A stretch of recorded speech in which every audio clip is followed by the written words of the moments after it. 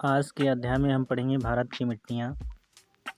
मिट्टी सभी देशों का अत्यधिक महत्वपूर्ण खजाना है, क्योंकि मिट्टी से हमें पौधे प्राप्त होते हैं जो हमारा तथा पशुओं का भोजन है। यदि किसी देश की मिट्टी उपजाऊ है तब वह एक समृद्ध देश होगा। मिट्टी पृथ्वी तल की सबसे ऊपरी परत होती है। मिट्टी का निर्माण चट्टानों के टूटने और क्षय कार्बनिक पदार्थ से होता है, जिसे ह्यूमस कहते हैं। मिट्टी का निर्माण एक धीमी प्रक्रिया है तथा इसके निर्माण में हजारों वर्षों का समय लगता है। रेत, गाद तथा खड़िया मिट्टी के आधारभूत प्रकार हैं। अधिकतर मिट्टी 3 प्रकार की परतों से मिलकर बनती है। मिट्टी की गुणवत्ता मिट्टी में इन तीनों की मात्रा पर निर्भर करती है। हमारे ग्रह पर मिट्टी का प्रकार एक स्थान से दूसरे स्थान तक परिवर्तित होता रहता है।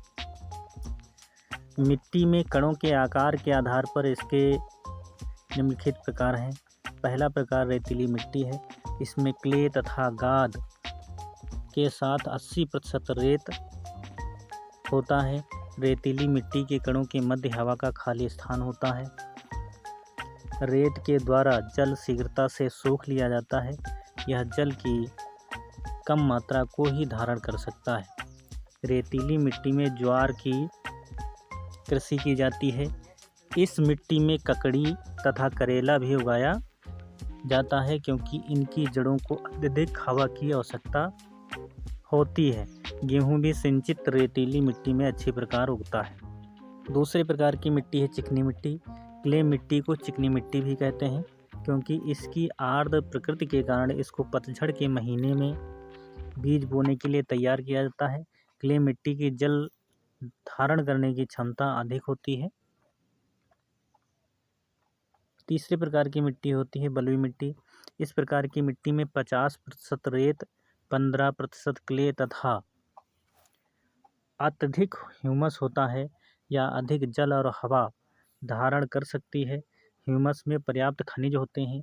बलुई मिट्टी पौधे के लिए सर्वाधिक उपजाऊ होती है। अधिकतर फल तथा सब्जियां इसी मिट्टी में उगाई जाती हैं। चौथे प्रकार की मिट्टी होती है कछारी मिट्टी। कछारी मिट्टी उत्तरी मैदानी क्षेत्र में पाई जाती है। नदियां इस उपजाऊ मिट्टी को अपने साथ लाती हैं तथा अपने किनारों पर इनको जमा कर देती हैं। क्ले तथा रेत इस अत्यधिक उपजाऊ कछारी मिट्टी का निर्माण करती हैं। इस मिट्टी में गेहूं, चावल, जूट, गन्ना तथा तिलहनों की खेती की जाती है। पांचवी प्रकार की होती है काली मिट्टी। काली मिट्टी दक्कन के पठारों तथा उत्तरी पश्चिमी भागों में पाई जाती है।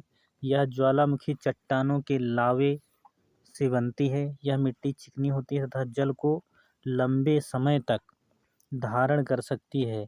यह कपास की खेती के लिए उपयुक्त है। इस मिट्टी में गेहूं, गन्ने तथा जौ की खेती की जाती है। छठे प्रकार की मिट्टी होती है लाल मिट्टी। लाल मिट्टी उपजाऊ नहीं होती है, परंतु इसे जोतना सुगम है। इसमें बहुत कम कार्बनिक पदार्थ एवं खनिज पदार्थ पाए जाते हैं।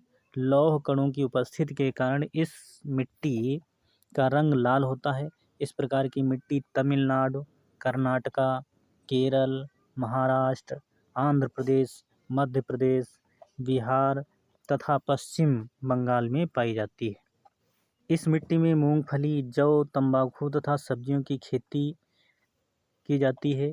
आर्द्र जलवायु में पाई जाने वाली लाल मिट्टी को लेटेराइट मिट्टी कहते हैं। सातवीं प्रकार की मिट्टी होती है पर्वतीय मिट्टी। इस प्रकार की मिट्टी पर्वतीय क्षेत्रों में पाई जाती है, जहाँ मिट्टी की परत पतली होती है। यह मिट्टी चट्टानी, पथरीली तथा बहुत खुरदरी होती है।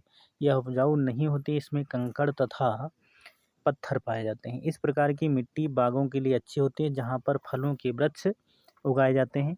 कुछ क्षेत्रों में नदियों के किनारे जहाँ पर मिट्टी अत्यधिक कठोर नहीं होती है, वहाँ पर सीढ़ी नुमा खेती की जाती है। जल तथा वायु के द्वारा एक स्थान से दूसरे स्थान तक मिट्टी ले जाने को अपर्दन कहते हैं। अपर्दन एक प्राकृतिक प्रक्रिया है। प्रत्येक वर्ष विश्व में अपर्दन के कारण लगभग 1.8 अरब की ग्रामिट्टी का ह्रास होता है। मिट्टी की ऊपरी परत को उच्च परत कहते हैं। वनों का कटाव, पशुओं का चराना आदि मृदा अपरदन के प्रमुख कारण हैं। मृदा संरक्षण करना हमारे लिए अति महत्वपूर्ण है। हमें वृक्षों को काटने के स्थान पर अधिक से अधिक वृक्षारोपण करना चाहिए। पशुओं का चराना भी नियंत्रित करना चाहिए। पहाड़ियों पर सीढ़ीनुमा खेती की जाती है, जिससे मिट्टी वर्षा तथा जल के साथ अपरदित न हो। खुले खेतों को बिना खेती के नहीं छोड़ना चाहिए। इन खेतों में कुछ फसलें या घासों की खेती करना चाहिए। आज के वीडियो में इतना ही। तब तक के लिए धन्यवाद।